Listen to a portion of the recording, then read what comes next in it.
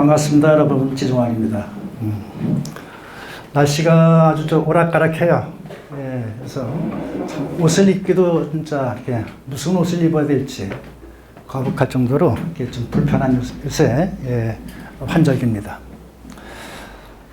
강의 전에 제가 잠깐 말씀드린다면 저는 불교에 대한 학자는 아닙니다.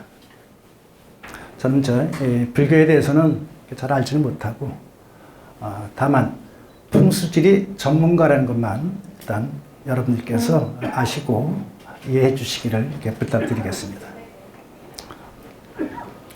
간단히 제 소개를 하죠. 앞에 불을 좀 꺼주시면 좋을 것 같아요. 저는 전에 이제 서경대학교에서 조금 강의를 좀 오래 했었고요. 현재는 지금 사단법인 대한풍수리학회 이사장을 맡고 있습니다. 홈페이지는 지종환풍수리 연구소가 있고, 그 다음에 요새는 제가 유튜브도 조금 좀 하고 있어요. 그래서 이제 코리아 풍수라고 이렇게 치시게 되면은 많은 정보가 있으니까 여러분도 한번 이렇게 참조해 주시기 바랍니다. 그동안 책은 한 6권 정도 썼고요. 전번째 풍수에 관한 책만 썼을 뿐입니다. 많은 사람들이 그 풍수에 대해서 부정적으로 생각하시는 분들이 많아요. 풍수가 미신 아니야? 그건 믿을 수 있는 거예요?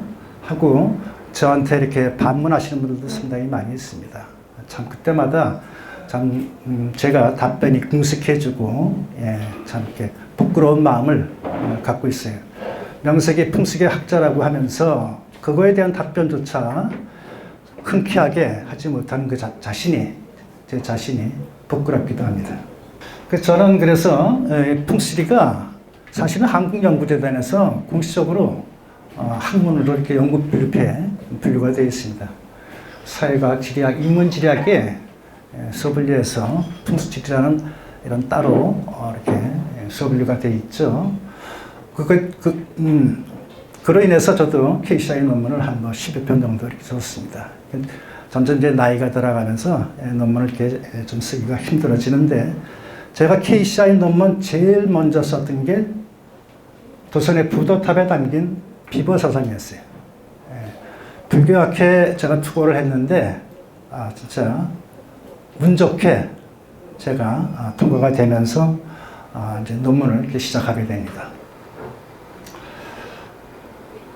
한양대학교 풍수 세미나가 한 20년 된 이런 학술 활동을 하는데, 한양대학교에서 이 풍수에 대해서 저변화를 이렇게 확대시키기 위해서 많은 사람들이 많게 노력을 했습니다. 그때 당시에 2009년도에 한양대학교 풍수대 토론회에서 도성국사 풍수 사성의 재조명이라는 이런 큰 주제를 갖고 제가 거기서 이제 발표를 한번 했었죠. 화면 제일 왼쪽에 계시는 분은 공주대 지리학과 박사를 하셨던 장성규 박사시고, 두 번째 계신 분이 최인선 교수님이라고 순천대 박물관에 계신 분입니다. 그러니까 지금 이 옥룡사지 발굴을 총 주도하신 그 팀장이 최인선 교수님이시죠. 세 번째 계신 분이 이제 이 풍수계의 세준 스님이라고 동국대에서 이렇게 활동을 하시는데 풍수 활동도 이렇게 같이 하세요. 네 번째 계신 분은 향토지리학자입니다.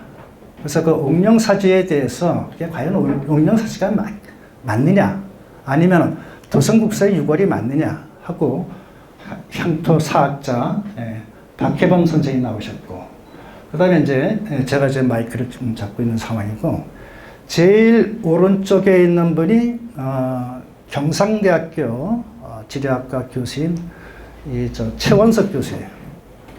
이 비법풍수, 즉 도선의 비법풍수에 관해서는 아마 우리나라에서 가장 1인자라고 해도 과언이 아닐 정도로 비법풍수에 대해서 아주 해박한 그런 논거를 갖고 계신 분이죠. 그 다음에 우연찮게 또 목포 MBC 방송국에서 특집 다큐멘터리를 만드는데 도성국사 창립 특집 다큐멘터리를 이렇게 제작을 했어요. 그래서 거기에 제가 잠깐 참여해서 현장에 대해서 설명드린 그런 부분도 있습니다. 제가 진행할 오늘 나눠드린 그 자료를 보게 되면 총 4장으로 되어 있어요. 도선의 생애와 사상, 2장에서는 도선의 풍수에 대해서 이렇게 말씀드려보고 3장에서는 옥룡사지와 도선의 부도탑에 대해서 집중적으로 제가 한번 살펴보겠습니다. 그리고 마지막에 결론 부분에서 이렇게 4장 체제로 해보겠습니다. 여러분 잘 아시겠지만 도선의 생애와 사상에 대해서 도선은 법령입니다. 도선은 신라말 고승으로 호는 연기이고 자는 옥령자이다. 일설에 의하면은 무열왕 김춘추의 서손이라는 즉 손자라는 적자가 아니죠. 손자라는 그런 설도 있습니다. 도선국사에 대한 이 자료는 의외로 많지가 않습니다. 이런 삼국유사나 혹은 도선국사 비문에 간략하게 나올 정도뿐이에요. 그리고 전부 다 이렇게 고증되지 않은, 서적적으로 고증되지 않은 그런 말들이 널리 이렇게 퍼지고 있죠. 태어날 때부터 모습이 남달랐고 어려서 출가하였다. 성품이 천명하고 민첩했으며 점복에 능했다. 아마 점을 치고 이런 거에도 미래를 예측하고 이런 거에도 상당히 능했던 것 같아요. 또한 삼천의 형세를 살펴서 터의 좋고 나쁨을 아는 지리에 밝았다. 이게 이제 삼국유사에 나온 대목인데 여기서 말하는 지리가 바로 이제 풍수 지리를 이렇게 말하는 것입니다. 도선국사는 영암 구림마을 출생이에요. 월출산을 배경으로 해서 마을 앞에는 작은 하천이 휘감아 도는 그런 곳입니다. 이건 마을 바로 이 인근에서도 이제 왕인 박사께서도 이렇게 출생하셨대요. 우리 이 풍수에는 지령인걸이라는 말이 있습니다. 땅의 기운이 곧 인물을 만든다 하는 말이죠. 멀리 산을 보게 되면 월출산이 아주 이렇게 힘차게 이렇게 솟아있는 그런 산입니다. 월출산이 이렇게 영암 쪽에서 보게 되면은 굉장히 불꽃 같은 모습이에요. 진짜 아주 악산이죠, 사실은. 근데 그런 악산, 그런 화형체의 산이 많은 그런 것을 우리가 이제 불꽃 같다 그래서 화형체라고 하는데 화형산이라고 얘기를 합니다. 그런 기운이 있는 곳에서는 예술가적 기질을 타고나신 분들이 많다고 해요. 북한산 밑에도 그렇고요. 출생에 얽힌 설화를 잠깐 볼게요. 마을에 사는 처녀가 시냇가에서 빨래를 하고 있는데 상류에서 오이가 떠내려오는 것을 보고 건져 먹었다. 그 후 처녀의 배가 불러오더니 급기어 산에 아이를 낳았다. 그러자 처녀의 부모는 괴이한 일이라 여겨 아이를 마을 근처 바위 아래 버린다. 이렇게 이 삼국유사에는 기록이 되어 있습니다. 며칠이 지난 후 처녀는 아이 울음소리가 들려 가보니 바위 밑에 있는 아기를 비둘기떼가 감싸 보호하고 있는 것이다. 이것을 보고 범상치 않은 일이라 생각해 아이를 데려다 길렀다고 합니다. 이때부터 이것은 구림마을로 불리게 됩니다. 여기서 이 구자는 비둘기구를 얘기를 하는 겁니다. 비둘기떼가 이 갓난아이를 이렇게 보호해줬다고 그래요. 그래서 그 바위를 우리가 국사바위라고 하는데 지금도 그 바위가 남아 있습니다. 도선국사께서는 15세 때 원류산 화엄사에서 출가했으며 20세 때 곡성 태안산을 찾아가 해철 선사에게 가르침을 받고 크게 깨우칩니다. 즉 불가의 임무는 화엄정으로 시작했지만은 선정으로 이제 개종을 하게 되시죠. 여러분들이 보고 계시는 이 사찰은 곡성에 있는 태안사를 지금 보고 계신 겁니다. 태안사 앞에 작은 연못이 있는데 연못 한가운데는 3층 석탑이 되어 있어요. 한 바퀴 돌면 한 10분 정도 걸리는데 저는 이렇게 한 번 가게 되면은 한 10바퀴 정도 이렇게 돌다가 이렇게 오곤 하죠. 이 둘레를 이렇게 돌고 나면은 마음이 참 이렇게 정갈해지고 차분해지고 그런 것을 종종 느낄 수 있었습니다. 화엄정은 불교의 경전 공부를 통한 수행이고 선정은 참선을 통한 즉 좌선이죠. 좌선을 통한 깨달음을 추구하면서 수행 방식에서 차이를 보인다고 합니다. 서두에도 제가 말씀드렸지만은 저는 이 불교학에 대해서 전문가가 아니기 때문에 제가 아는 거는 이 정도뿐이렇게 할 수가 없어요.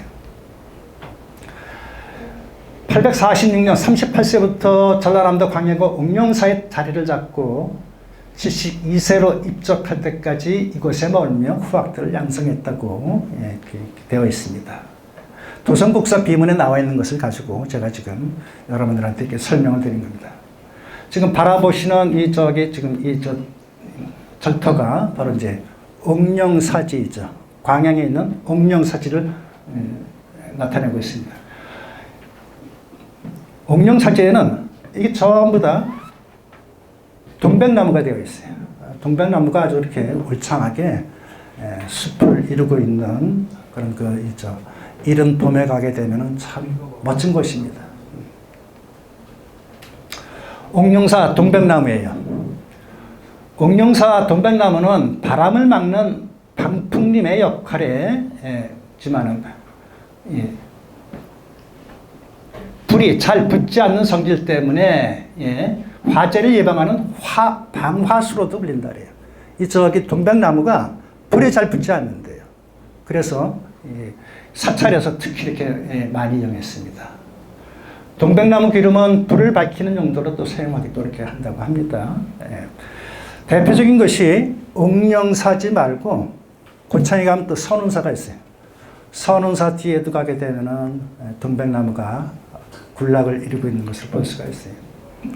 제가 한 번은 이 선운사 이 동백나무를 이제 구경하러 갔다가 동백나무가 동백꽃이 이렇게 떨어진 걸 봤어요. 걸음을 뗄 수가 없습니다. 그 동백꽃을 밟기가 너무 이렇게 마음이 아파가지고 그래서 진짜 토끼 걸음식으로 아주 조심조심 꽃을 밟지 않으려고 제가 이렇게 그랬던 기억이 있어요. 동백꽃잎은 떨어져도 상당히 오랫동안 그 붉은색이 유지가 된다고 해요.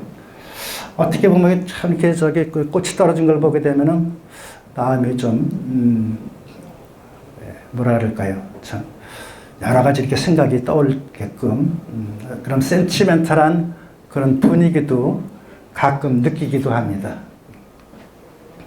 도성국사 주요 연패를 보게 되면은 그죠. 15세 때 화엄사로 출가를 하셨고 20세 때 독리산 태안사 해철대사에게 이제 가르침을 받죠.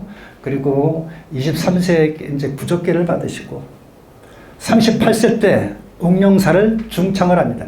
원래는 그 작은 암자가 있던 것인데 그것을 도성국사가 들어가셔가지고 이제 덜을 더 확장하게 되는 거죠.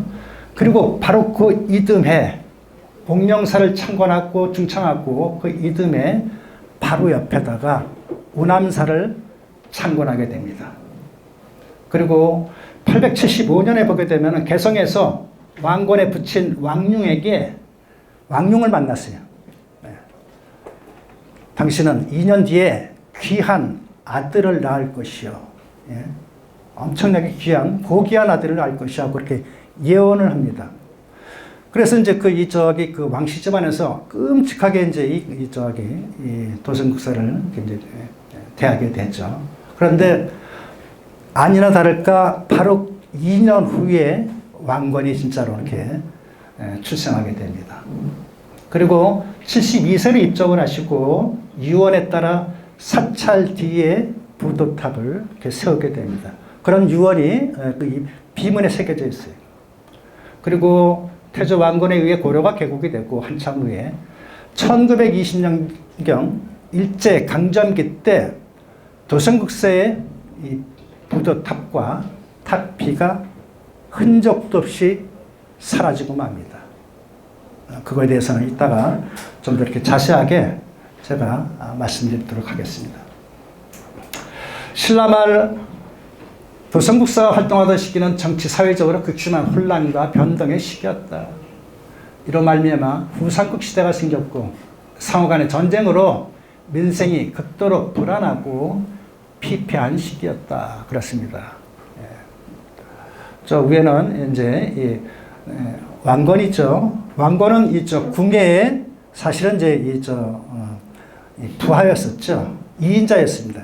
지금 같으면은 궁예가 왕이었었는데 왕건은 그때 당시 국무총리 같은 2인자였습니다. 그런데 이제 이 궁예가 관심법으로 사람들을 이제 하도 이렇게 이제 못 살게 구니까 그래서 이제 이 부하들이 이제 역성영문을 일으키게 된 거죠. 역모를 한 거예요, 사실은. 그래서 이제 결국은 태조 왕건이 이제 고려를 건국하게 되고요. 아래는 이제 견훤의 모습입니다. 혼란 중에도 불교는 여전히 사회 전반에 영향을 미쳤으나 왕실이 약해지면서 종교적 권위 또한 흔들릴 수밖에 없었겠죠. 이처럼 혼란한 시기에 도선은 승려로서 나라와 백성의 안녕을 도모하기 위해 풍수지리를 불교와 접목해 시대를 안정시키고자 노력하게 됩니다. 즉 조선께서 풍수를 접하게 된 것은 혼탁한 시대를 끝내고 불국토를 이루기 위한 사회적 처방이었다고 저는 이렇게 생각을 합니다. 제가 몇 년 전에 저기 불국사를 가가지고 극락보존 앞에 저기 복돼지상이라고 있어요. 복돼지를 쓰다듬으면 복이 온다 그래가지고 제가 좀 한번 쓰다듬어 봤어요. 도선의 풍수에 대해서 좀 더 깊이 있게 여러분과 함께 말씀드려 볼게요. 풍수를 한마디로 정의하면은 좋은 땅, 건강한 땅을 찾기 위한 방법이에요. 즉 바람 고요하고 물 잔잔한 땅을 말합니다. 바람 고요하고 물 잔잔한 땅, 이것을 우리가 장풍수를 이룬 땅이라고 이렇게 얘기를 합니다. 어렵지 않습니다. 바람은 건강을 좌우하고 물은 경제력을 좌우하고 땅은 사람의 귀천을 좌우합니다.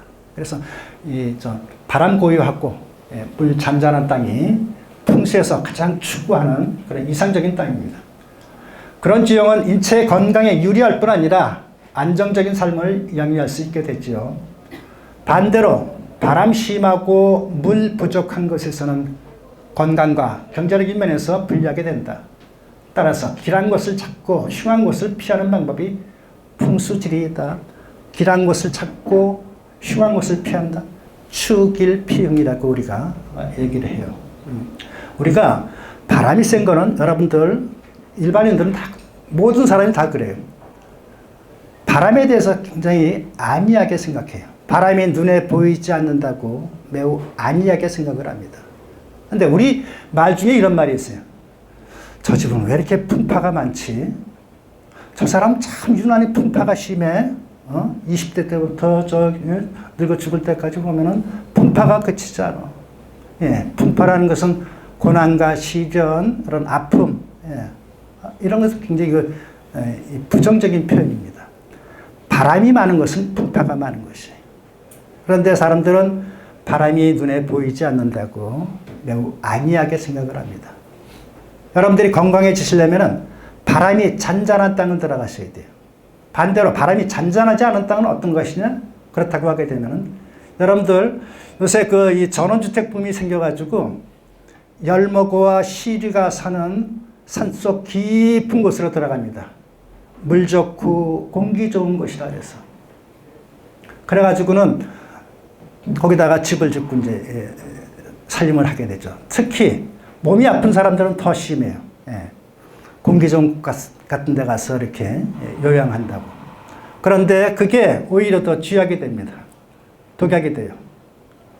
기온이 낮을 뿐 아니라 골짜기 들어가면 기온이 낮을 뿐만 아니라 항상 골바람이 불기 때문에 저기압을 형성하게 돼요. 사람은 늘 고기압 환경에서 살아야 건강한데 저기압 환경에서 살게 되면 늘 사람이 컨디션이 저하되고 다운되게 됩니다. 그런데 하루 이틀 사는 건 괜찮아요. 내가 전원주택을 지어놨다. 어디 가평, 어디 강원도 산쪽 깊은 곳에 물 좋은 곳에 내가 전원주택을 지어놨어요. 일주일에 한 번 정도 가시는 거예요. 어떻겠어요? 괜찮습니다. 그런데 거기서 1년 내내 계속 이렇게 쭉 생활한다고 하게 되면은 아마 3년을 넘기지 못할 겁니다. 3년을 넘기지 못하고 다시 서울로 귀향하는 사람들이 거의 70%가 됩니다. 거기서 다치지 않고 견딜 수가 있어야 되는데 그러지 못하다 보니까는 참 문제가 됩니다. 여러분들 풍수가 어려운 게 아니에요. 그럼 골바람 부는 데 가지 마시라는 거예요.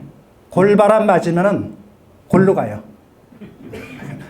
무서운 얘기입니다. 그런데 사람들은 그것을 굉장히 이렇게 안이하게 생각을 한단 말이에요. 안타까워요. 진짜 안타깝습니다. 고층 아파트 30층, 40층 올라가면은 바람 세요. 진짜 바람 엄청 셉니다. 젊고 건강한 사람은 그런 바람에 갔어도 얼마든지 그것을 이겨낼 수가 있어요. 그런데 60, 70, 80대 시게 되면은 그 기운에 이기지 못하고 오히려 병을 악화시키게 됩니다. 풍수는 인간의 본능적 생존 방식으로부터 시작된 경험 축적에서 비롯되었다. 태초에는 비바람으로부터 추위를 피하기 위해 동굴 속에서 생활하게 됩니다. 그러다 차츰 자연을 이용해 집을 짓고 터를 정하면서 비바람뿐 아니라 외부의 적으로부터 방어하기 유리하고 살기 편한 곳을 찾는 노력이 풍수로 발전하게 됩니다. 이 그림은 그 전국에 있는 구석시대 사진입니다.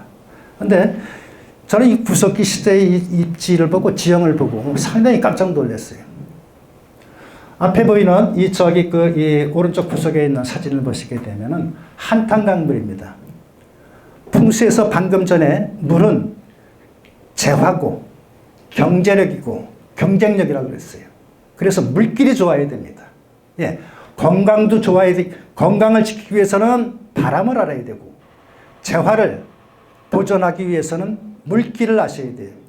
근데 우리가 대표적으로 이와 같은 곳이 어디냐면은 안동에 있는 하회마을을 이렇게 여러분들이 연상하시면 될 겁니다. 하회마을은 낙동강이 아주 이렇게 크게 이렇게 산태극, 수태극처럼 이제 겪어준 곳이죠.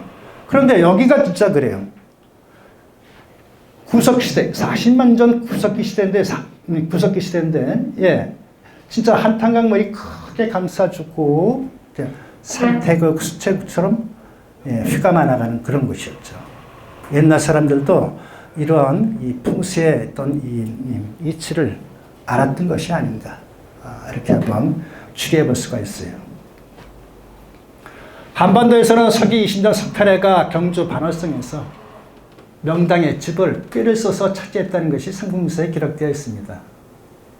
그러나 체계화된 풍수는 통일신라만 도성국사가 출현하면서 시작되게 되죠.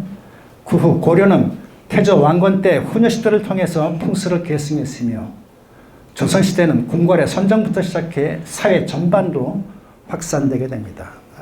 여러분들 잘 아시는 지금 경복궁이라든가 창덕궁이라든가 이런 거 전부 다 이렇게 풍수적인 조언을 받고 건물을 짓게 됩니다. 후녀시조 2조에 보게 되면 모든 사원은 도선이 산수와 수력을 추점하여 개정한 것이다. 도선이 산수의 수력, 옳고 그름을 정해서 즉 절을 세운 것이다. 도선이 말하기를 내가 정한 사찰 외에 함부로 더 창건하면 지덕을 훼손하여 즉 산의 기운을 훼손하여 왕업이 길지 못할 것이다 하고 후녀시조에는 이렇게 기록이 되어 있죠.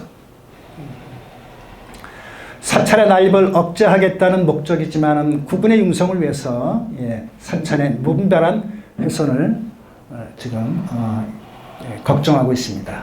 후녀시조에서는. 사진은 개성 만월대예요. 개성 만월대인데 뒤에는 송악산이 또 이렇게 받쳐지고 있어요. 근데 송악산 저는 가보지는 못했지만 사진상으로 보니까는 아까 보았던 월추산의 기운과 이렇게 비슷한 그런 기운입니다. 산이 저렇게 거칠고 험하게 되면은 무인의 세가 문인과 무인으로 그렇게 나누죠. 즉 장수들의 힘, 무인의 힘이 세워진다고 합니다. 그래서 그런가 고려시대는 내내 무인 정권이 크게 문인들을 이렇게 압도했었죠. 도선은 20살 때, 20살 때 곡성 태안사를 찾아가 해철 선사에게 가르침을 받으면서 크게 깨우치죠. 해철은 당나라에서 선정과 풍수를 접하고 온 직후였다. 해철은 저 당나라에 유학을 갔던 사람입니다. 가서 직접 풍수를 배워가지고 오게 되죠. 해철 선사는 독립선 태안사에 주석하며 독립산문을 열고 선법을 널리 펼쳤다. 왕의 자문 역할을 하는 등 왕실과의 관계 속에서 독립산문을 크게 확장시키게 됩니다. 사진상에 보이는 그 부도가 바로 그 있죠. 해철 선사 혹은 적인 선사라고도 합니다. 지금 현재 태안사의 뒤편에 보존되어 있습니다. 도성국사 비문을 보게 되면은 도성국사 비문이요. 지리산 이인이 도선에게 세상을 구제하고 인간을 제도하는 법으로서, 즉 구세도인의 법으로서 모래를 쌓아 산천 순역의 형세를 알려주었다. 누가? 지리산 이인이. 누군지 잘 모르지만 지리산 이인이라고 이렇게 포괄적으로 이렇게 써져 있습니다. 그로부터 대사가 환하게 깨달아 음양오양 술법을 더욱 연구했다. 대사가 전한 음양설은 세상에 많이 있어 후일 지리를 많은 사람들은 모두 대사를 근본으로 하였다. 바로 여기서 이제 우리가 한국 풍수의 비조라는 말이 나오게 되는 겁니다. 지금 저기 보시는 이 비문이 도성국사 비문이에요. 이거는 이제 도성국사 부도입니다. 저 건너편에 있는 것은 이분의 이 도성국사의 바로 아래 제자인 통진대사의 부도고 비문입니다. 그런데 사실 요거는 최근에 이거 지금 복원된 겁니다. 아까도 말씀드렸지만은 일제 강점기 때 도성국사의 부도는 흔적도 없이 사라졌어요. 그리고 비석도 없어졌습니다.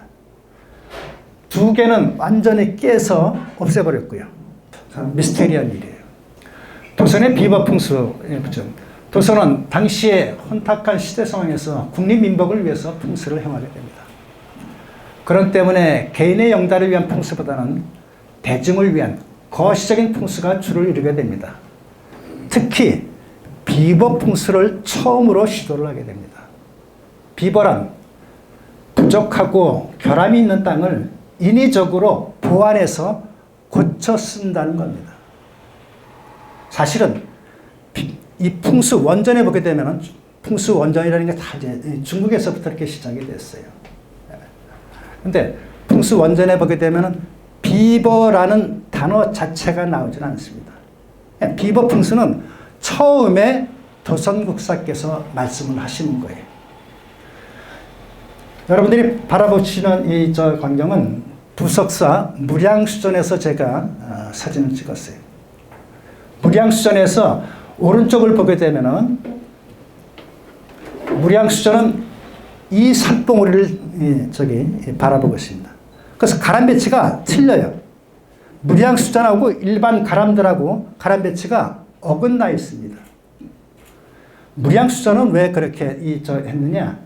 이 안산을 바라보고, 즉 터 앞에 있는 산을 우리가 안산이라고 해요. 안산을 바라보고 이 좌향을 정한 것이죠. 철저하게 풍수적으로 좌향을 정했다 하는 것을 알 수가 있어요. 이게 정남향입니다. 그런데 사실은 이쪽을 바라보게 되면은 이 가람들처럼 약간 오른쪽으로 배치를 하게 되면은 수백 산맥의 산줄기가 아주 장엄하게 보여요. 그렇게 멋있을 수가 없어요. 그럼에도 불구하고 그렇게 화려한 것보다는 단아한 안산을 보고 좌향을 정했다는 것은 철저하게 풍수 논리에 의해서 좌향을 정했다는 것을 알 수가 있는데, 이와 똑같은 것이 안동 봉정사가 그렇습니다. 안동 봉정사도 앞에 있는 저와 같은 산을 안산을 바라보고 정확하게 좌향을 정했어요. 또 철원에 가면 도피한사가 있어요. 안사도 역시 저와 같은 산 봉우리를 바라보고 좌향을 정했습니다. 이런 것을 보게 되면은 동정사나 부석사를 보게 되면은 또 아까 말씀드렸던 이 철원의 도편사 등을 보게 되면 옛날 사찰들은 철저하게 풍수 논리에 의해서 좌향을 정했다 하는 것을 우리가 알 수가 있죠. 사실 관광객들이 가시게 되면은 이쪽 산을 바라보고 다들 감탄을 합니다. 그렇게 장엄할 수가 없어요. 지금쯤 가게 되면 아마 단풍이 져가지고 황홀한 그런 모습을 보일 겁니다. 부석사 무량수전은 지고지순한 사랑을 표현한 거예요. 우리가 혈천은, 즉 무량수전은 남편이라고 하게 되면 앞에 있는 산은 우리가 부인으로 이렇게 간주를 합니다. 안산은 부인으로 간주하는 거예요. 남편과 부인이 서로 마주보면서 지고지순한 이제 그런 사랑을 한다고 볼 수가 있죠. 그런데 몇 해 전에 가봤더니 이 나무가 여름에는 이제 잎이 굉장히 무성한 거예요. 너무 무성해요. 그래서 저게 안 보여요. 저 안산이 안 보여요. 제가 아는 지인을 통해서 선생님, 요 나무 좀 말이에요. 좀 이렇게 좀 가지를 쳤으면 좋겠습니다 하고 말씀을 드렸는데 그게 계속 진짜 전달이 되고 그렇게 하셨는지 모르겠어요. 부석사는 저 안산이 바라보였을 때 제 가치가 있습니다. 혹시 만약에 여러분들 중에서 부석사와 조금 이렇게 무슨 관계되시는 분이 있다고 하게 되면 이 나무를 좀 이렇게 베가지고 이 봉우리가 잘 보였으면 좋겠습니다. 여름에는 잎이 무성해서 전혀 보이지가 않아요. 풍수가 중국에서 시작되었지만 비보에 관한 문헌은 중국 풍수에서는 볼 수 없는 내용이다. 이러한 중국의 풍수가 한반도에 들어와 도선에 의해 산천 비보설이 추가되면서 땅에 대한 인식이 환경 결정론에서 환경 가능론으로 바뀌게 됩니다. 이것은 획기적인 발상으로 자연과 인간의 공존을 추구하는 환경적인 담론을 제시하고 있습니다. 네, 여기서 조금 더 보죠. 환경 결정론과 환경 가능론에 대해서 여러분들 잠깐 이렇게 짚어보겠습니다. 사람은 환경에 자유로울 수가 없다. 환경 결정론은 그곳에 사는 사람들이 부귀빈천뿐 아니라 의식의 형성까지도 영향을 미친다고 보는 사회과학 이론이죠. 반면에 환경 가능론은 자연환경은 인간의 의지로 얼마든지 극복할 수 있다는 겁니다. 한 가지 예를 들면 환경 가능론의 예를 들면은 라스베가스를 들 수가 있어요. 라스베가스가 사막이었어요. 사막이었는데 그와 같은 진짜 엄청난 도시로 이렇게 발전을 시켰죠. 환경 결정론에 의하게 되면 그와 같은 사막에서는 사람이 살 수가 없는데 거기다가 물을 끓고 전기를 들이고 하면서 큰 도시를 형성을 했습니다. 이게 바로 이제 환경 가능론이죠. 그럼 풍수의 인식 체계는 뭐냐? 환경 결정론적 사고가 지배적입니다. 그 땅은 그곳에 사는 사람들에게 절대적인 영향을 미친다 하는 것이 환경 결정론이에요.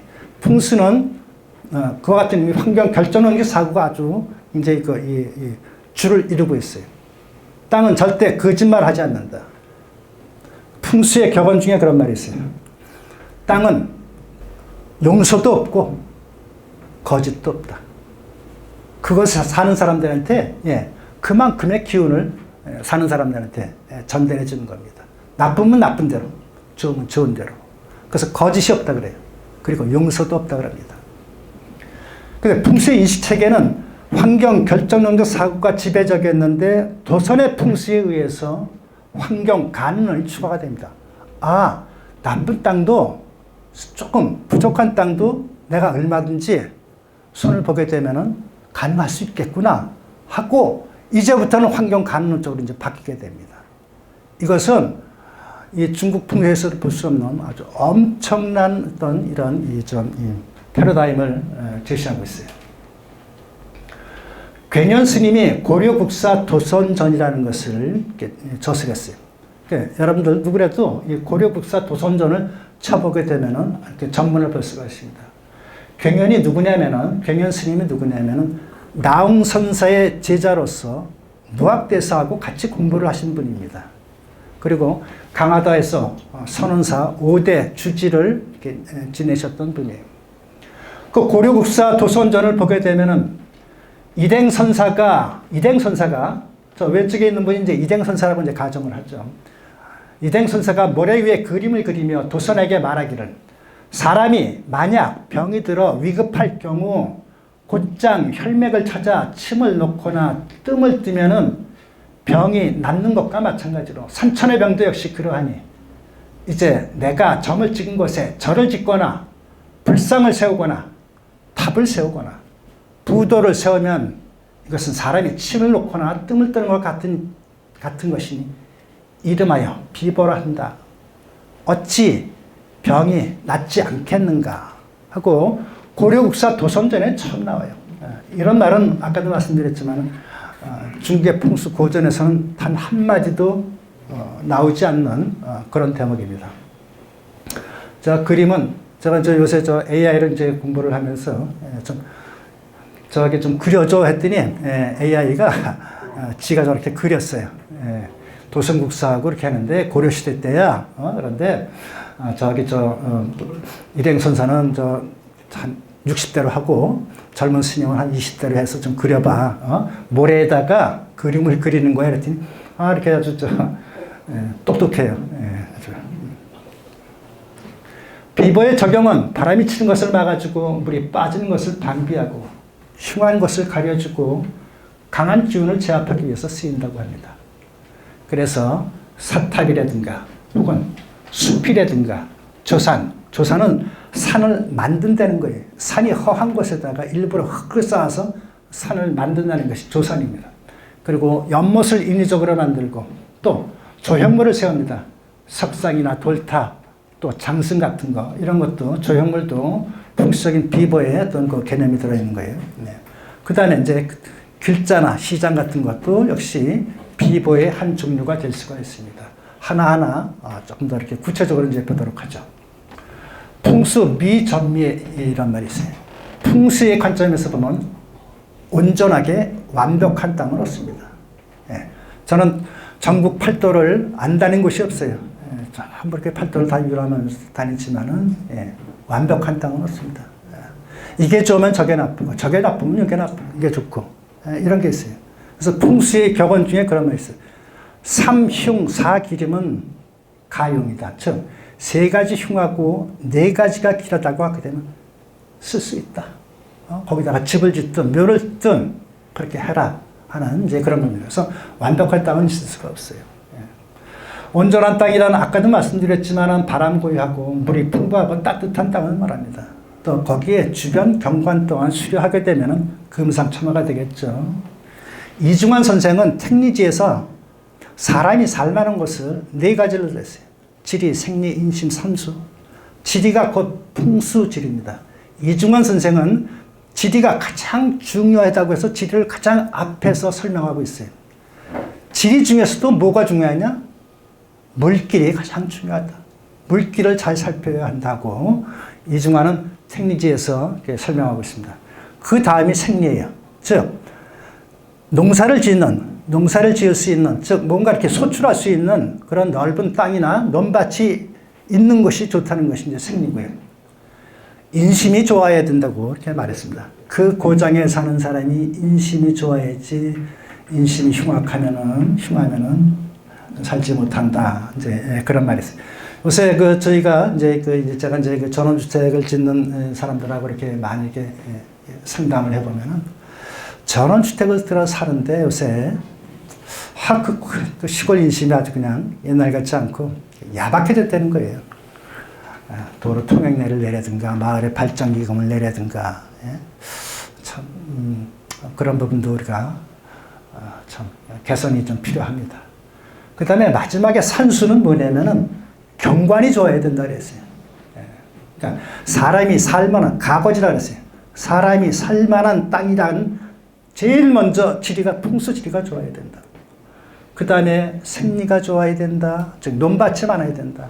그 다음에 그곳에 한 그 고장 사람들의 인심이 좋아야 된다고 말했습니다. 거기에다가 주변 경관까지 좋으면은 최고겠죠. 바람을 막는 비보의 사례, 비보의 방법 중 가장, 이게 이제 우리가 방풍림이라고 합니다. 바람을 막는 비보의 사례, 비보숲, 방풍림이라고 하는데, 가장 널리 이용되죠. 사진은 고창 선운사에 갔을 때, 제가 그때, 아까도 말씀드렸지만, 동백꽃 떨어질 때 제가 한번 갔었는데, 그때 가서 제가 사진 찍어주는 거예요. 이 하천변에 나무를 좌우로 이렇게 빽빽하게 심었습니다. 즉, 절로 바람이 치는 것을 최대한 줄이고자 하천 주변에다가 나무를 아주 빽빽하게 심은 거예요. 경기도 이천에 가면 있기 때문에 숭말숲이라는 것이 아주 유명한 숲이 있어요. 아주 오래된 마을인데, 여기가 이제 송말리 마을입니다.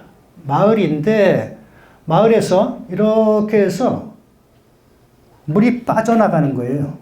물이 빠져나가고, 이 땅이 이렇게 이제 기울었습니다. 논밭이 이렇게 기울었어요. 그러니까 이제 물이 이렇게 빠져나가게 되고, 또 여기를 통해서 이렇게 바람이 치게 되는 거예요. 입향조가, 이래가지고는 마을이 형성이 안 된다 싶어가지고 여기다가 나무숲을 심었어요. 나무숲을 심고, 그 밑에다가 연못을 만들었습니다. 이게 바로 비보예요. 나무숲으로 인해가지고 바람이 치는 것을 상당히 걸러지게 됩니다. 서울대학교 도시계획학과 석사학위 논문이에요. 석사학위 논문인데, 비보숲의 효과를 기상 관측 장비로 측정을 했습니다. 즉, 마을 안쪽과 마을 바깥쪽, 비보숲의 안쪽과 바깥쪽 두 군데를 놓고 기상 관측 장비를 놓고 측정을 하고 해요. 기압은 어떻고, 바람 세기는 어떻고, 온도는 어떻고, 습도는 어떻고, 이 모든 걸 다 이제 조사를 하는 겁니다. 그런데 그 방풍림으로 인해서, 이 숲으로 인해서, 비보 숲으로 인해서 풍속이 40%가 줄었다. 습도는 무려 20%가 차이가 났다. 마을 안쪽이 그만큼 습도가 잘 보존이 되고 있다는 거죠. 만약에 숲이 없었다고 하게 되면은 바람에 의해서 습도가 이렇게 보존이 되지가 않을 겁니다. 상당히 저 나무 몇 그루를 심었을 뿐인데 이 비보의 효과는 상당히 놀라울 정도로 이렇게 큰 효과를 이렇게 보이고 있어요. 똑같은 비슷한 논문이 있습니다. 부안에 가게 되면 고사포 해변가입니다. 고사포 마을이 있는데 마을 앞에 바다가 있어가지고 바닷바람이 마을을 향해서 해풍이 부는 거예요. 그러자 마을 사람들은 이 해풍 때문에 모래가 막 지근지근거리는 거예요. 또 소금기가 이 마을로 들어오게 되니까는 농사를 지을 수가 없어요. 그래서 해변가에다가 송림을 심었어요. 소나무 숲을 이렇게 조성을 합니다. 저게 바로 비보숲이에요. 바다에서 부는 해풍과 염분 등을 막고자 해변가에 나무를 심어서 방풍림을 조성을 합니다. 기상 관측 장비를 이용해 풍속의 차이를 비교해 봤더니 뚜렷한 풍속 저감 효과와 함께 온도는 무려 2.7도씨 차이가 난다는 겁니다. 상당한 겁니다. 그 나무 몇 그루로 인해 가지고 그 고사포 마을은 그렇게 크게 차이가 나는 거죠. 이것을 보게 되면은 방풍림에 의한 비보 효과는 과학적으로 입증되었다라고 말할 수 있습니다. 하야마을 만성정이요. 만 그루의 소나무를 심었다고 해서 이제 만성적으로 이제 불리는 것입니다. 낙동강 건너편에 부용대라고 있어요. 여러분들 다 가보셨겠지만 부용대를 보게 되면 상당히 절벽이 돼가지고 험악한 그런 모습입니다. 사람은 편안한 것을 바라보고 이렇게 살아야 되는데 그런 험한 것을 바라보는 것은 이렇게 좋지가 않습니다. 그래서 그 부용대의 기운을 막고자 부용대가 안 보이게끔 부용대의 기운을 막고 낙동강의 강바람을 막고자 저기다가 소나무 만구를 심어서 비보를 했던 것이죠. 여주에 있는 신력사를 좀 보겠습니다. 대부분의 사찰이 산속 깊은 곳에 자리한 것과는 달리 신력사는 남양강변에 위치하면서 뛰어난 풍광을 자랑하게 되죠. 예, 그렇습니다. 여기 제가 이제 화살표가 되어 있는 게 나홍순사부도예요. 나홍순사부도가 여기 이렇게 모시되어 있어요. 근데 여러분들 나홍순사부도 경기도 어디서 본 것 같은데, 예, 맞습니다. 나홍순사부도는 저기 양주 회암사에도 있어요. 회암사에는 이제 거기서 이성계와 함께 무학대사와 함께 이제 공부를 하던 것이고, 말년에 이 나홍선사는 이곳에서 이제 입적을 하시는 거예요. 그래서 부도를 회암사와 그쪽 신력사 두 곳에 모시게 됩니다. 신력사 중수기를 보면 신력사는 고려시대 나홍이 머물던 것이며 높은 탑과 오래된 비석이 있는 고풍스러운 것이다. 목은 이색을 비롯해 많은 문인들이 아름다움을 칭송했다. 그럽니다. 예. 신력사 좌측 능선에서 전탑의 좌측 경사면은 여기 전탑이 있습니다. 전탑이 있는데 고려시대 전탑이 있어요. 보물로 추정된 겁니다. 이쪽 경사면이 U자형으로 이렇게 움푹 파졌어요.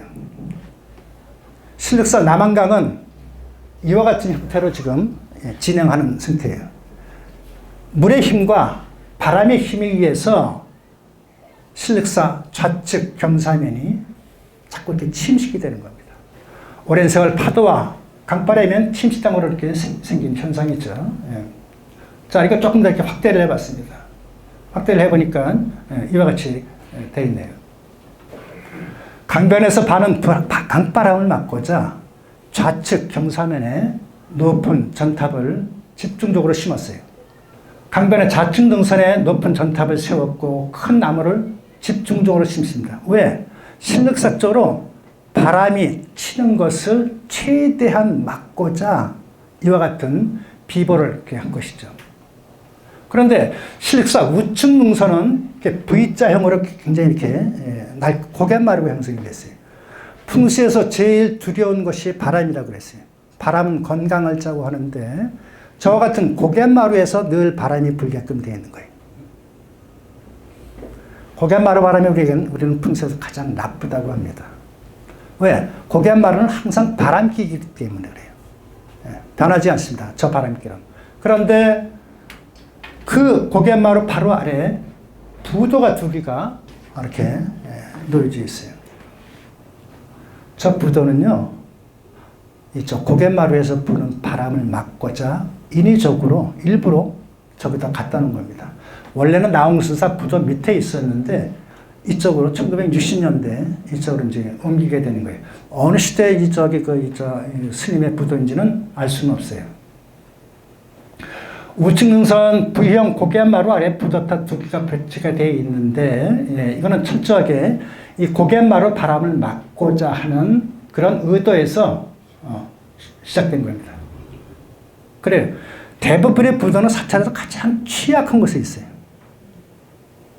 저는 그게 왜 그랬을까? 왜 저 이렇게 터가 많은데 왜 부도를 왜 스님들은 왜 이렇게 가장 터가 좀 좋지 못한 곳에다가 이렇게 부도를 놓았지? 하고 오랫동안 저는 이제 그런 생각을 했었는데 알고 보니까 거기에는 사찰을 당신이 스스로 지키고자 하는 그런 철저한 어떤 생각이 있었던 게 아닌가, 그렇게 한번 생각을 좀 먹게 됐습니다. 부도가 있던 지점과 뒤에가 이렇게 오목하게 V형으로 이렇게 깎여져 있었어요. 고갯마루 지점이었어요. 그리고 전탑이 있는 지점입니다. 그리고 이제 침식작용으로 이렇게 U자형으로 되어 있어요. 자, 신력사의 가장 본전은 이 극락부전이죠. 극락부전이고 나홍순사 부도가 뒤편에 있습니다. 여러분들 이거 화면을 잘 보세요.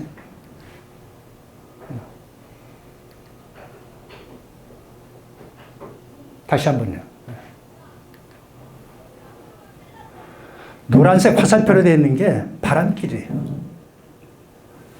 신력사 이 극락부전은 절묘하게 이 바람길에서 피해져 있습니다. 바람길은 이렇게 넓게 형성되는 게 아니에요. 아주 칼날같이 이렇게 형성이 됩니다. 계곡처럼. 이 바람을 막고자 이쪽에다가 전탑과 큰 나무를 심었고 여기에다가는 지금 방금 전에 보았던 부도 2기를 배치를 했던 거예요. 죽어서까지 나는 열반에서도 나는 이 사찰을 지키겠다 하는 그런 의지라고 볼 수가 있습니다. 극락보존 인근 바람길에 또 향나무를 또 심습니다. 여기도 있고요. 또 이 안에도 또 있어요. 이것을 보게 되면은, 다시 한번 보죠.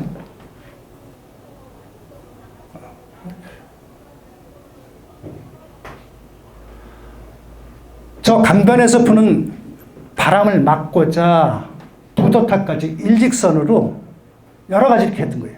전탑을 세우고 큰 나무를 심고 향나무를 심고 부도탑을 직선으로 배치해서 극락보존 쪽으로 바람이 치는 것을 최대한 한번 막아보고자 하고 이렇게 애를 썼던 것을 이렇게 볼 수가 있습니다. 비보한 것을 볼 수가 있어요. 그뿐만이 아닙니다. 신륵산은 강과 가깝다 보니 정면에서 부는 바람이 만만치가 않아요. 안산이 없어서 그렇습니다. 앞에 작은 안산이 있어야 되는데 그 안산이 없어요. 이러한 신륵산은 지형적 결함을 정확히 알고 그것을 극복하고자 오랜 세월에 걸쳐 점적으로 이렇게 보완하며 사찰을 지켜온 겁니다. 구룡루를 지어가지고요. 구룡루가 안산 역할을 한 거예요. 이게 있음으로써 신륵사 이 강바람이 이 극락보존을 하면서 남한강 강바람이 치는 것을 최대한 걸을 수가 있었습니다. 이게 왜 자꾸 이런 짓게 모처의 어느 마을이에요. 뒤편에 고갯마루에서 부는 바람을 막고자 마을 뒤편에 나무를 심어서 비보를 했다. 그러나 고갯마루의 요함이 심해서 부영이 심해서 바람을 막기에 역부족이었어요. 제가 요쪽에 있는 마을을 제가 전남에 있는 마을입니다. 아주 유명한 마을이에요. 그 마을을 제가 취재차 갔다가 그 마을 이장한테 듣기를 여보 젊은이 젊은 풍수 양반 내 하나 한번 물어봅시다. 나는 이 동네에서 살아나서 난 70평생을 내가 쭉 살았어. 나는 건강하게 살아. 그런데 이 마을 사람들은 남자가 단 한 명도 환갑을 넘은 사람이 없어. 당신이 좀 뭔지 좀 한번 알아봐. 근데 모르겠어요. 그때 당시에 뭐 저도 뭐 40대 중반쯤에서 모르겠습니다. 그래서 그때 사진을 찍어가지고 왔던 거예요. 멀리서 이게 찍은 사진입니다. 고갯마루 바람이 심해요. 이 바람을 막고자 마을 뒤편에는 전부 다 나무를 심었던 거예요. 그런데 그 나무도 한계가 있다는 거죠. 결국 저 마을은 남자가 단 한 명도 태어나서 그 마을이 생긴 이래로 환갑을 넘은 사람이 없다고 합니다.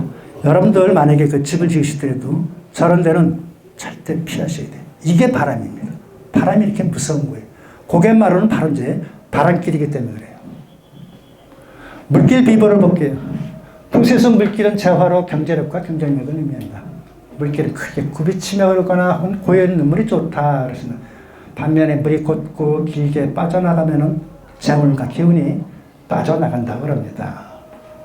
울산 태안변 대나무 숲도 이 대나무 숲을 심어가지고 비보를 했어요.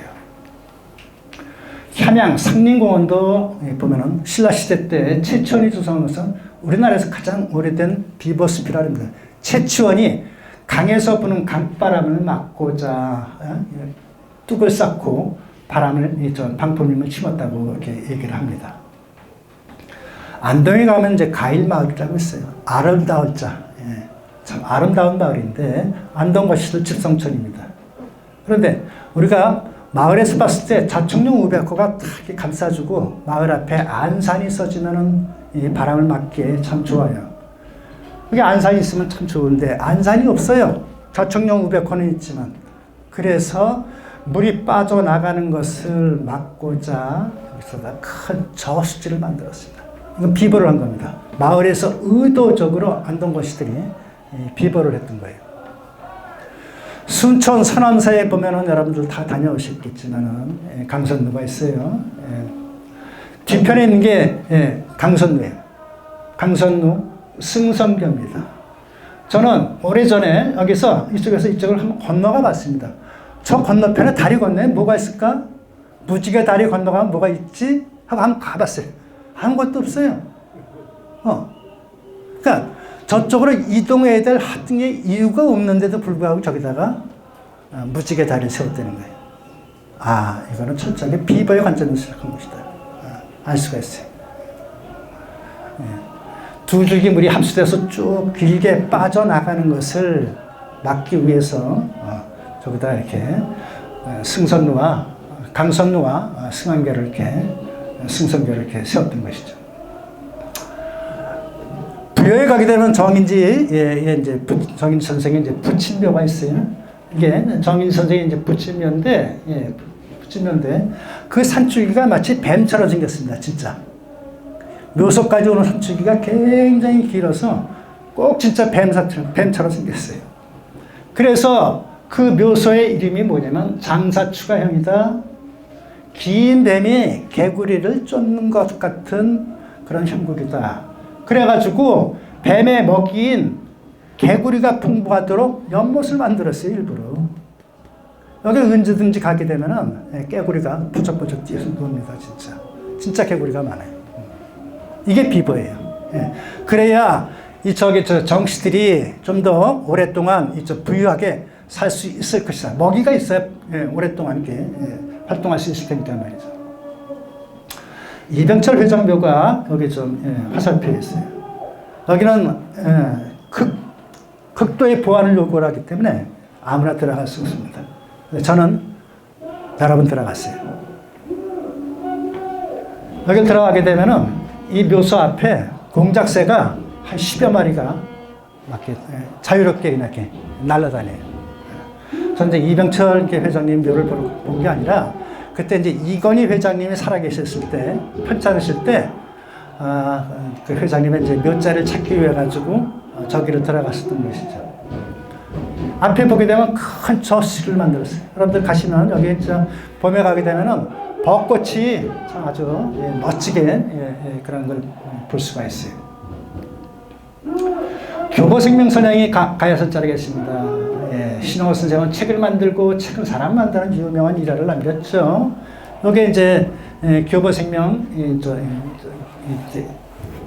가족 묘입니다.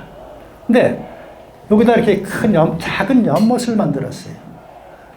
큰 회사를 운영하기 위해서는 경제력이 중요하다. 그래서 앞에다가 이제 연못을 만들어 놨습니다. 저 산, 덕수산 너머에는 그 유명한 수덕사가 있습니다. 태안사 능파각이 있어요. 태안사 입구를 쭉 계곡을 이렇게 올라가다 보면은 능파각이라는 있습니다. 능이 파도를 제압한다, 물결을 제압한다는 이제 그런 뜻이죠. 도성국사가 20대 때 수도한 것이라는데 저와 같은 이제 능파각이 있습니다. 저기 계곡에다가 저런 걸 세웠던 것은 물기를 제압하기 위해서 일부러 세웠던 것이죠.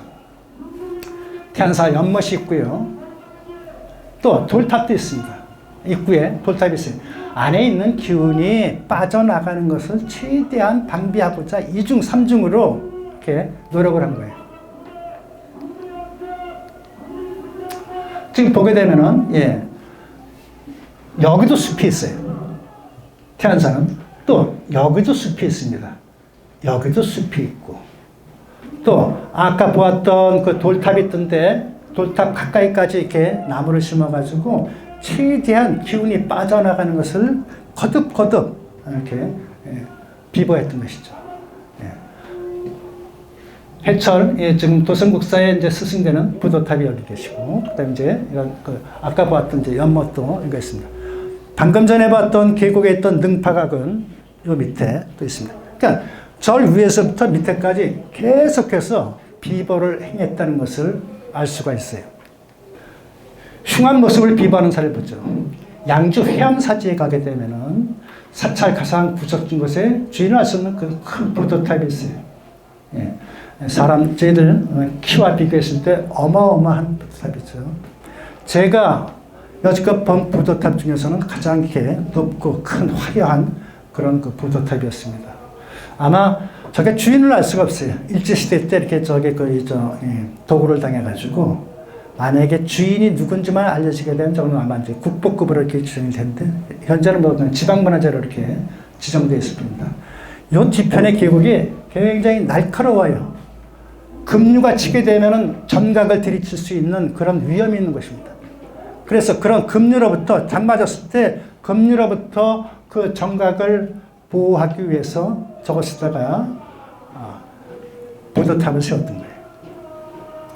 가야사가 하게 된 미륵불이 있습니다. 흥선군이 자신의 부친 남양군묘를 쓰기 전에 가야사는 오래된 절이 있던 것이죠. 그런데 이쪽 계곡이 상당히 길게 날카롭게 찢어져 있어요. 골짜기가 굉장히 흉한 모습입니다. 풍수에서는 집 주변에 그런 모습의 산골짜기가 보이게 되면 굉장히 이렇게 흉하다고 얘기를 하는데, 그것을 비보하고자 미륵불을 세워놨습니다. 미륵불을 세워서 이쪽 골짜기에서 부는 바람을 불력으로 막아보고자 미륵불을 세웠던 거예요. 하지만 이런 비보에도 불구하고 결국 가야사는 불타고 맙니다. 흥선군 이항은 여기다가 자신의 부친 묘를 이렇게 쓰는 거예요. 몇 해 전에 나왔던 영화 명당에 지금 소재가 되는 곳입니다. 순철 형림사도요. 뒤편의 산줄기가 화살적같이 뾰족한 상태라 그래요. 이렇게 되면 안 돼요. 산이 좀 부드러워야죠. 그래서 저 뾰족한 날카로운 기운을 막고자 거기에다가 철부를, 향림사를 세우고 철부를 앉혔어요. 무거운 거를. 그러면 네가 날카로운 기운이 조금 둔화될 것이다 하는 그 비보의 성격이었습니다. 진주시 대곡면에 가게 되면 중천마을이라고 있는데 92년 2년 동안 30명이 죽습니다. 진짜요. 그냥 나가면 죽는 거예요. 200명에 불과한 작은 마을이기에 한 집 건너 줄줄이 출소상이 납니다. 그래서 풍수를 불러요. 풍수를 불러가지고 도대체 이게 무슨 까닭이냐 하고 물으니까, 마을에서 정면으로 바라보이는 산이 석산으로 파헤쳐지면서부터 30명이 2년 동안 연달아 이렇게 죽는 겁니다. 그래서 마을 풍수사가 보니까는 그 마을은, 그 석산이 있는 마을은 호랑이 형국이라는 거예요. 호랑이가 석산으로 인해서 다치게 되자, 그러자 미쳐 날뛰어서 그 마을에 우환이 많은 것이다. 근데 그 호랑이를 제압할 수 있는 것이 무엇이냐? 코끼리다. 그래가지고 코끼리 동상을 두 마리를 이렇게 세웠어요. 실제로 이거는 2006년 8월 TV장 놀라운 세상에 방영되었던 그런 부분입니다. 글씨 비보요, 숭례문, 관악산의 기운이 너무 불꽃 같다 그래가지고 불은 불로 막자. 그래서 불꽃 같은 글씨를 써가지고 세로로, 그래서 세로로 배치를 한 거예요. 경복궁을 중간하면서 광안 앞에 해태 석상을 세웠어요. 역시 해태도 이 불을 막는 그런 비보의 차원이었습니다. 흥인지문, 다른 글자는 다 세 글자인데, 돈이문, 숭례문, 숙정문 세 글자인데, 흥인지문 갈지자를 하나 더 했어요. 청령에, 우리 저기 경복궁 입장에서도 한양의 청령에 해당하는 낙산의 기운이 너무 약하다. 힘이 적다. 그래서 낙산의 기운을 조금 더 보완해 주기 위해서 갈지자를 뜯은 거예요. 그래서 거기를 이제 네 글자가 됐습니다. 자, 옥룡사주와 도선의 부석탑에 대해서 한번 말씀드려 볼게요. 옥룡사는 광양 백운산 지맥인 백계산 아래 남양으로 이렇게 자리했습니다. 이게 지금 옥룡사 터예요. 옥룡사 터가 넓지가 않아요. 아주 아담합니다. 겨우 작은 사찰 하나 들어가 있을 정도뿐이 안 돼요.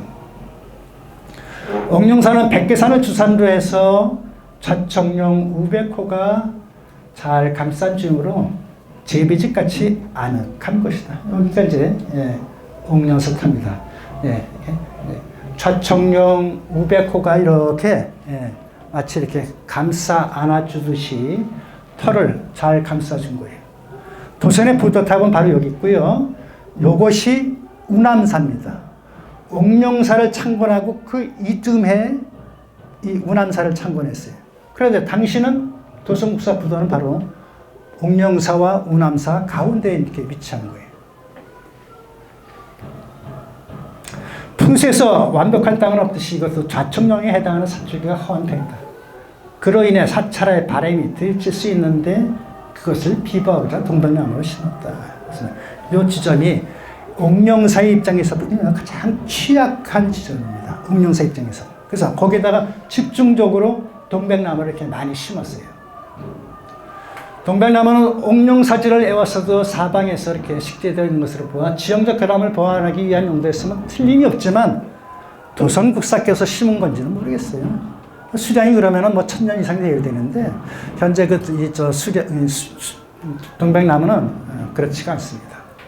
그럼에도 불구하고 동백나무를 심음으로 인해 가지고 옥령사지가 매우 안정된 것은 사실이에요. 아주 이렇게 이제 편안하고 아늑한 그런 분위기를 조성하고 있어요. 이거 전부 다 동백나무입니다. 옥령사는 도선의 사후 그의 제자 통진대사 등에 의해서 확대되고 왕실의 지원까지 더했죠. 위상이 더욱 공고해진다. 그러다가 조선 후기 때 화재로 인해서 폐사되고 맙니다. 옥령사에서 도선은 불교에 대한 전파뿐 아니라 풍수의 전수에도 공을 들였을 것이라고 저는 이제 짐작이 돼요. 비문을 통해서 저는 이렇게 추리할 뿐입니다.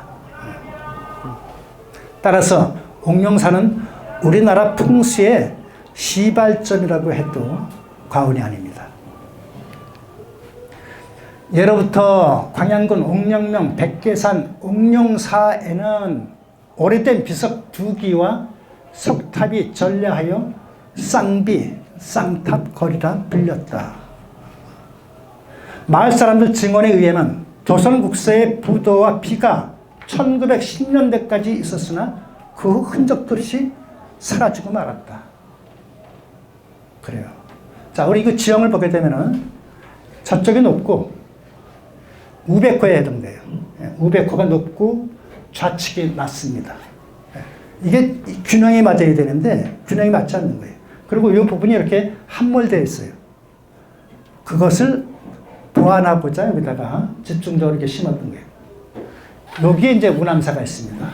이거는 옥령사를 이렇게 새로 짓기 전에 어떤 이제 작은 게 해방 이후에 작은 암자가 들었었던 거예요. 도성국사의 부도와 비가 흔적도 없이 사라진 것이 파괴된 건지 아니면 누군가에게 숨겨진 것인지는 알 수가 없습니다. 다만 일제강점기 때 일본인들의 부도 탄약질이 극심했다는 말이 있기 때문에 도선의 부도 또한 밀밭출되었을 가능성도 전혀 배제할 수는 없습니다. 97년 아까 한양대 토론회 때 제가 소개드렸던 최인선 순천대 교수가 이것을 이제 발굴을 합니다. 2개의 부도와 탑이 있었음이 공식적으로 확인되었고, 그러니까 마을에서 전래되는 말이 진짜였어요. 그리고 여기서 도선국사로 추정된다는 유골이 발견이 됩니다. 1000년 된 유골이 발견이 돼요. 부도탑 아래서 발견된 유골은 망자의 시신을 감회장에서 1차로 장사 지내고 몇 년 후 다시 육탈된 위에만을 가지려는 치료 관측에 묻은 형태. 석관입니다. 고려시대의 석관이에요. 풍수에서 가장 꺼리는 것이 묘지 속에 물이 들거나 나는 것인데 풍수의 비조로 불리는 도성국사의 위에가 물에 잠겨 있는 상황이었어요. 저는 이걸 보는 순간에 진짜 너무 충격이었습니다. 이게 뭐지? 이걸 어떻게 내가 받아들여야 되지? 그렇게 묘지 속에 물이 들어가면 안 좋다고 얘기를 했는데 아니 풍수의 비조라는 도성국사가 1000년 동안 물에 잠겼단 말이야? 놀라운 거였어요. 저는 아주 진짜 머리를 진짜 망치로 맞은 것처럼 큰 충격이었습니다. 이건 빗물이에요. 빗물은 한번 들어가게 되면은 나오지는 못해요. 이 석관 속에서. 1000년 동안 계속 빗물이 쌓이고 쌓이면서 틈새 속으로 이렇게 빗물이 스며들어간 겁니다. 이와 같은 방법을 2차장 또는 쇄골장이라고 합니다. 여기 이제 두상이고요. 두상이고, 즉, 육탈이 된 뼈를 가지런히 잘 추려가지고 여기다가 다시 이제 모신 거예요. 그리고 이제 이렇게 했던 건데, 빗물이 들어갔던 거죠. 일반적인 유해는 빗물이 잠기면 산화되어 흔적 없이 사라집니다. 산성비 때문에 사라지고 그냥 녹아 없어져요. 흔적도 없이 사라집니다. 그런데 어떻게 저기 이 천년이 되었다는 이 유해는 남아있는지 모르겠어요. 보통 이 빗물이 들어가게 되면 30년, 40년이면 흔적도 없이 사라집니다. 그런데 1000년 동안 저걸 보존하고 있었다. 이것은 뭔가 진짜 이해할 수 없는 미스테리한 일이에요. 도서는 입적 후의 기록이 상세하지 않고 다만 유언에 따라서 앉아서 열반하신 것을 옮겨서 앉아서 열반하셨다고요. 화장하지 않고 그대로 옮겨서 탑을 세웠다. 즉 화장하지 않았다는 겁니다. 여기서. 도선의 제자였던 통진대사 경우는 입적하자 임시로 감회장해서 육탈을 시킨 후 뼈가 다 내린 후 2년 뒤 왕명이 다시 석곽을 조성하고 부도탑을 세웠다는 기록이 있습니다. 발견된 유골의 2차단 과정은 즉 이게 도성국사인지 아니면 통진대사일 것인지는 알 수 없다는 거예요. DNA 분석이 안 되니까. 어쩌면 이게 통진대사일 수도 있어요. 아니면 도성국사일 수도 있습니다. 부도탑 2개의 위치를 보게 되면은 대개 제자는 스승 밑에 이렇게 자리하거든요. 그런 부도의 구도를 보게 되면은 이 유골이 나온 터는 도성국사일 가능성이 매우 높습니다. 하지만 증명할 수는 없어요. 부도탑 위치 발견된 유골이 도성국사인지는 차치하고 통진대사 부도와 도성국사 부도는 이곳에 있었다. 뒤에 있는 것이 도성국사 부도고 여기 있는 것이 제자인 통진대사 부도예요. 이거는 남양이고 제자는 동양입니다. 이쪽에서 바라보면 앞이 아주 장엄해요. 경관이. 여기서 보면은 앞이 가려서 보이지가 않아요. 자, 이 지점에서 이제 그 유골이 발견된 겁니다. 저 부도 밑에서. 그렇다고 하게 되면 저것은 도성국사일 가능성도 매우 높다고 볼 수가 있어요. 비문에 보면 절의 동북 200보 지점에 두었으며 참으로 헌칠한 곳이다. 즉 부도는 진상계지 양이하라 헌칠하다는 뜻이에요. 그래서 보게 되면 앞산들이 이렇게 멀리 보이고 그렇기 때문에 아주 멋지다, 경관이 좋다 하는 진상계지 양이하라고 이렇게 비문에 이렇게 표시가 되어 있습니다. 그걸 보게 되면은 이쪽에서는 그게 저런 진상계지 양이라는 말이 나올 수가 없거든요. 이쪽에서만 그렇게 남양이기 때문에 저런 광경을 볼 수가 있는 거예요. 그렇다고 하게 되면 이것이 도성국사 부도일 가능성이 매우 높습니다. 음택의 동기감흥 논리로 보면은, 즉, 묘를 쓰면은 그 후손한테 좋은 기운을 전달해준다. 기운을 전달해준다. 좋고 나쁜 기운을. 그래서 동기감흥이라고 하는데, 출가해서 자식이 없어요. 자식이 없는 사람한테 명당은 의미가 없습니다. 명당이라는 것은, 동기감흥은, 명당은 내가 후손이 있을 때 그 좋은 기운을 후손한테 이렇게 전달해줬을 때, 그래서 가치가 있는 거예요. 근데 스님은 그런 게 없잖아요. 안타깝게도. 이러한 표현은 오히려 도선이 자신의 죽은 육신에 집착하는 모습으로 비춰질 수도 있기 때문에 조금 우리가 표현을 삼가해야 될 필요가 있습니다. 여기는 도성국사의 부도가 발굴되기 전까지 어느 가문에서 묘를 썼어요. 자기네 한 가문에 종중묘를 썼습니다. 왜? 도성국사가 여기다 묘를 썼으냐? 당연히 여기도 명당이겠지 하고 아주 그 명망 있는 집에서 저기다 뒤에다 이제 묘를 쓰는데 저것이 이제 개발이 되면서 없어졌죠. 긍정적 평가와 달리 도선의 부도는 산의 급한 경사면이며 움푹파인 곳이다. 움푹파였어요. 급경사예요. 부도가 있는 점은 사찰 근처에서 가장 취약하고 불안한 점이에요. 비가 오면 금방이라도 쓸려내릴 때 가장 위험천만. 우남사고 요 고개 너머에 옥룡사지가 있습니다. 좋은 땅은요 평탄해야 돼요. 안정되어야 됩니다. 산 사람이 서 있을 때 아 좋아 편안해 이렇게 되어 있죠. 저렇게 급경사지 급경사지에는 좋은 땅이 생길 수가 없습니다. 자, 풍수로서 입신의 경지에 올랐다는 도성국사가 하필이면은 그 넓은 산 중에서 가장 비루한 땅에 자신의 육신을 묻어달라고 했던 겁니다. 이 지점에 보도가 있어요. 우남사가 있고 옥룡사가 있습니다. 도서는 옥룡사와 우남사 입장에서 보았을 때 가장 취약한 지점을 선택해 죽은 육신조차 헌신했던 것이니 절에 비보라는 목적이 있었던 것이죠. 즉 도성국사는 옥룡사와 우남사를 참관하면서 어떤 절을 이렇게 편애할 수가 없었던 거예요. 두 절의 가장 취약한 부분 가운데 자신의 부도탑을 세우라고 유언으로 얘기를 합니다.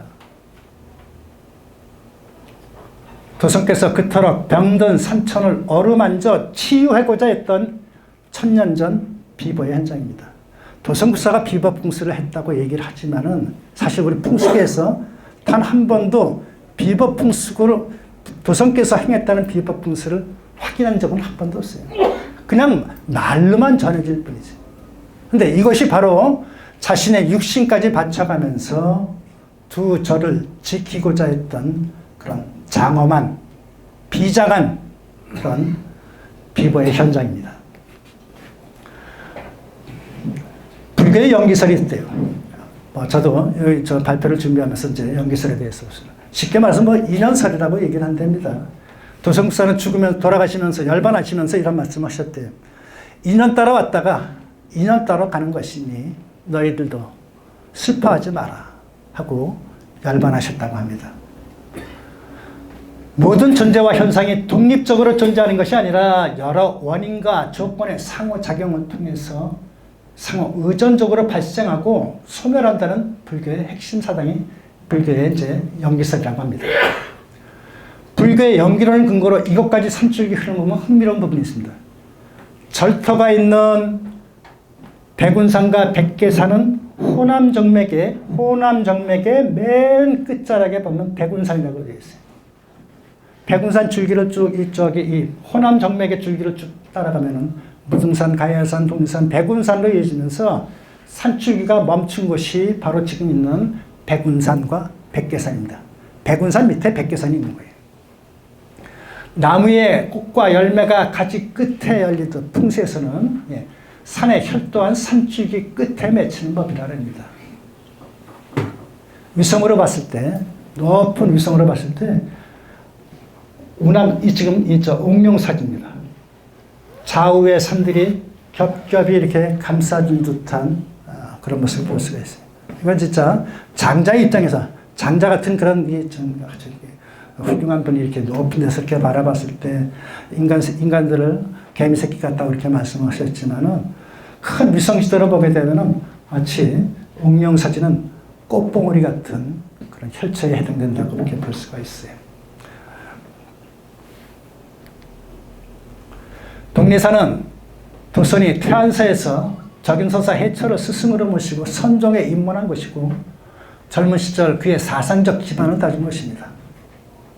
백계사는 옥룡사를 중권하고 우남사를 창건하여 독자적인 옥룡산문을 개창한 것이죠. 즉 독리산과 이 백계사는 일맥상통하는 그런 기운이 있습니다. 독리산은 나무에 해당하고 백계사는 열매에 해당되니 산적 여림이 도선의 수행 여정과 일치한다고 그렇게 볼 수 있습니다. 즉 백계산 옥룡사는 자신이 꿈꾸던 이상세계에 대한 염원과 의지가 투영된 것이라고 보아도 무방할 것이다 이렇게 생각이 되죠.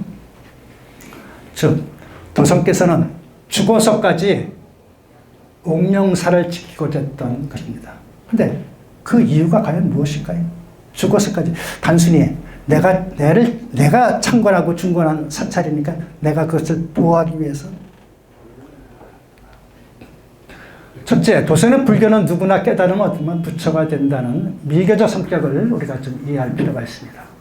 미교란 어떠한 의식과 행위 등으로 원하는 것을 이룰 수 있다는 믿음으로 연등이나 팔관에 또는 팔만 대성령이 되게 된 분력으로 나라와 왕실의 안녕을 기원하는 것이 밀교적 의식이에요.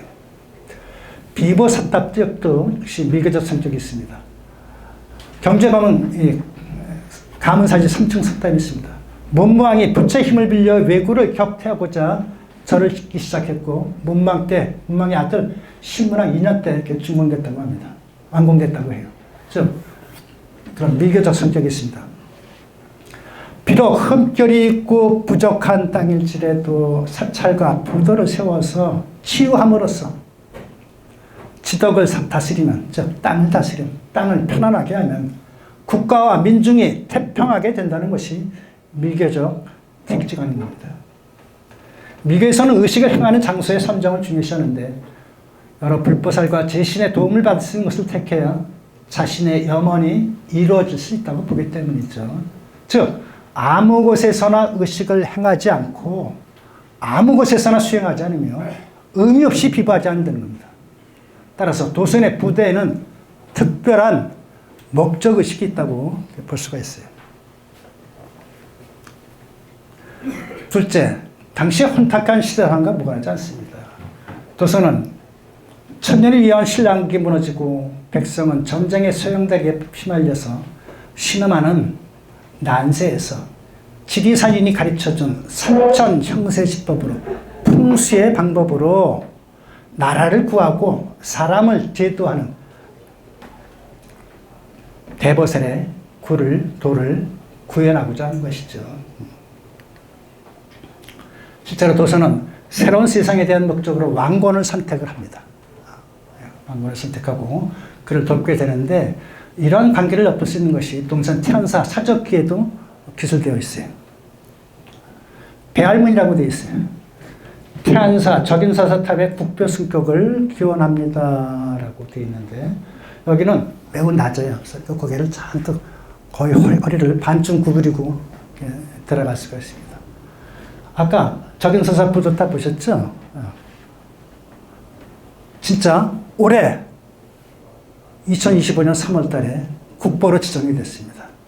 고려시대 때, 신라시대죠. 신라시대 때 도성국사의 스승인 적인서사의 부도가 이렇게 됐습니다. 고려 때 적인서사와 도선의 비밀스러운 도참으로 사만을 통합하고 왕위에 올랐으며 칙령으로 503차를 짓게 했다 하는 이런 대목이 있습니다. 고려말 재상을 지낸 박전지가 쓴 영봉산 용암사 중창에 따른 도성국사가 성모천왕으로부터 세계의 암사를 창건하는 사만이 통일되며 전쟁은 저절로 그치게 된다는 말을 듣고 용암사, 운암사, 선암사를 지었다는 기록이 있습니다. 사진은 선암사의 모습인데 이 글의 사실 여부와는 관계없이 당시의 시도적 요구가 도선의 염원은 전쟁 종식과 사만 통일이 당면 가져있음을 알 수가 있습니다. 아주 이렇게 좀 궁예와 신라와 견훤 간에 이렇게 전쟁의 소용돌이에서 얼마나 그 백성들이 피폐했겠습니까?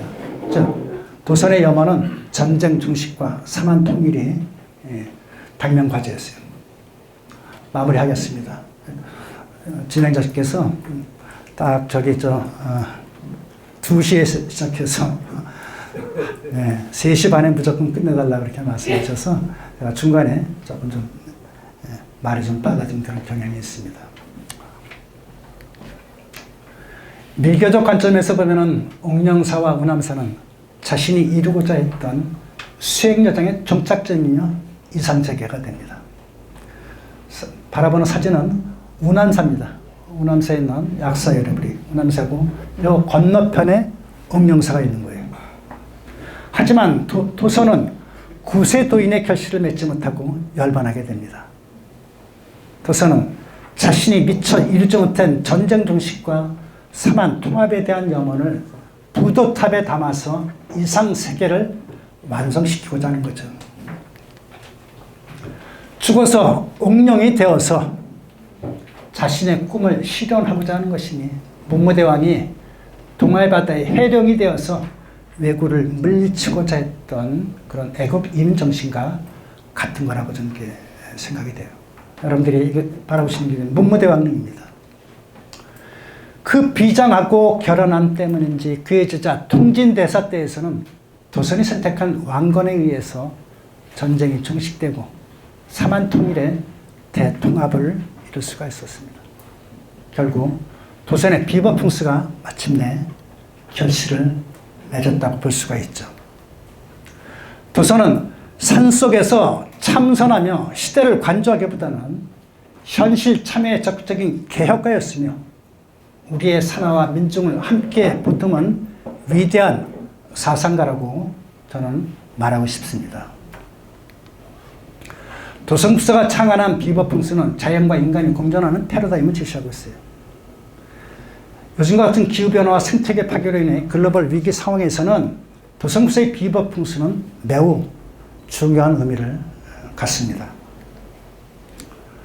따라서 조선의 풍수 사상은 인류의 문명사회가 자연환경과 더불어 나아가야 할 상생의 길을 제시하고 있으므로 조선의 비버풍수는 이 시점 새롭게 재평가되어야 한다고 생각합니다. 감사합니다.